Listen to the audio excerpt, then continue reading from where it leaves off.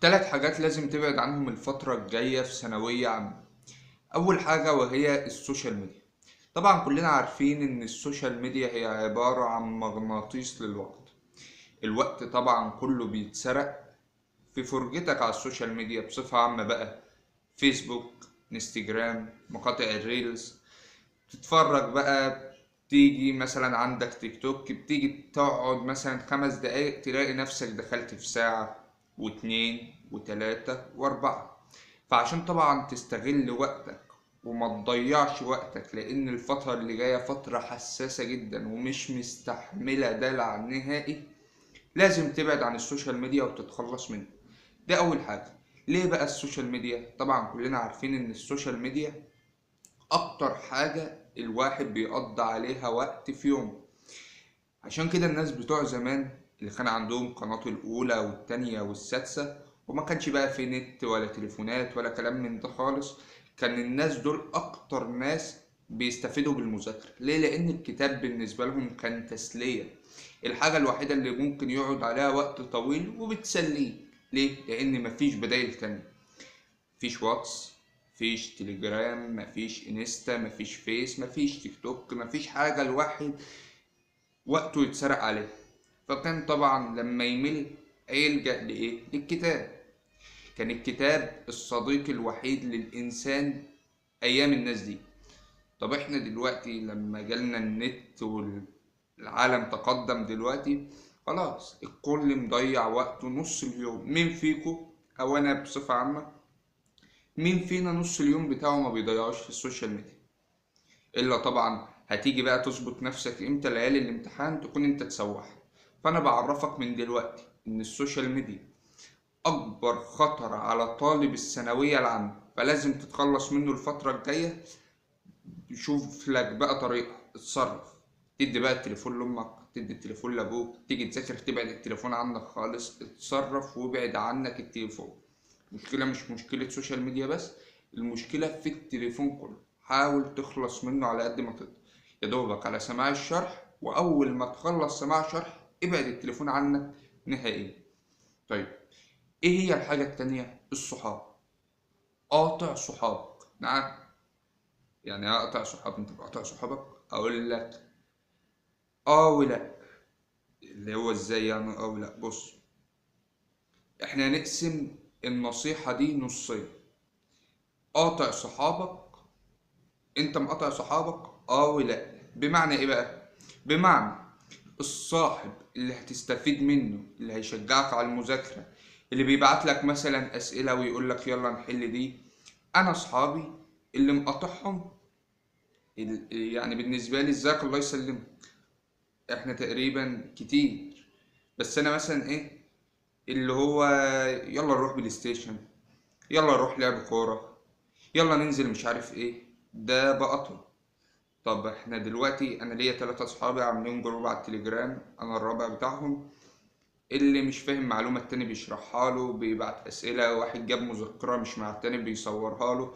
الفكرة النهاردة اتشرح كذا، مثلا خدنا لحد الميل في مديول الريبرودكتيف، فخلاص ماشي، انت صور ده وانت صور ده وانت شرح لي ده وانت حل ده ومش عارف ايه. وكمان في فيديوهات شرح بنشرح لبعض عادي جدا. فده مصدر افادة ليه، انت مستفيد منه. هل كده انا بتاع مصلحتي؟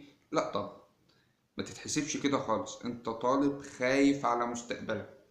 معلش في الكلمة، دلوقتي انت رضيت صاحبك ونزلت معاه بلاي ستيشن، نزلت معاه حجوزات كورة، رحت معاه خروجات وظبطت الدنيا ورضيت صاحبك. طيب، ما المترتب على ذلك بقى؟ ايه النتيجة على كده؟ ما جبتش مجموع. صاحبك نفعك؟ ما نفعكش في حاجة، خلاص. فانت هتختار مستقبلك ولا صاحبك؟ دي ترجع لك، بس العقل والمنطق بيقول ان مستقبلك هو اهم حاجة في الدنيا. لا الصحاب بتفضل ولا اي حد بيفضل.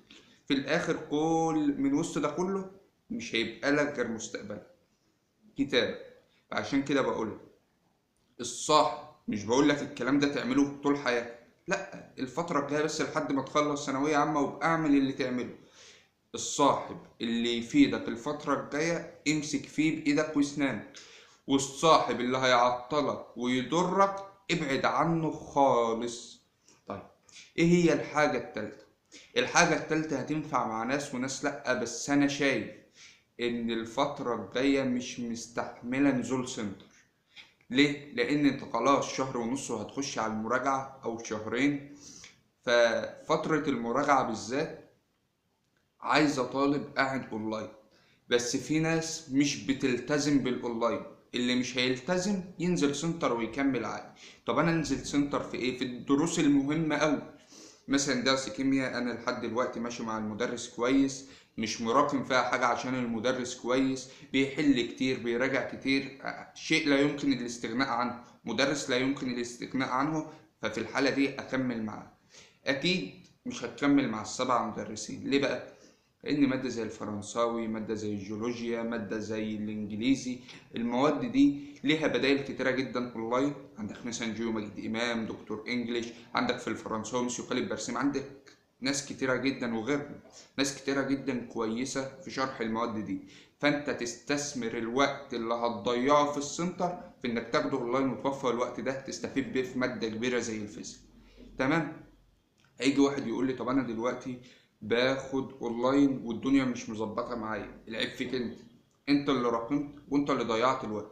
في فرصه انك تلم كل حاجه فاستغلها. عشان كده قلت لك لازم تبعد عن السوشيال ميديا، لازم تبعد عن الصحاب برضو، ده نتيجه للعامل التالت اللي انا لسه قايل عليه. طيب انت دلوقتي عايز تستفيد اكبر استفاده، تبعد عن السوشيال ميديا، تبعد عن الصحاب، وبالتالي تاخد اونلاين. ولو عرفت في كل المواد يبقى خير وبركه.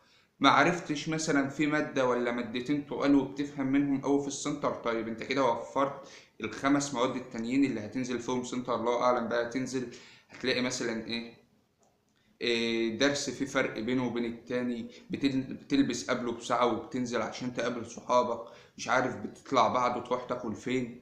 طب ما كل ده تضييع للوقت في وقت انت امثل حاجة لكل دقيقة الفترة الجاية. فعشان كده يا جماعة على قد ما تقدروا حاولوا تستفيدوا وتاخدوا اونلاين.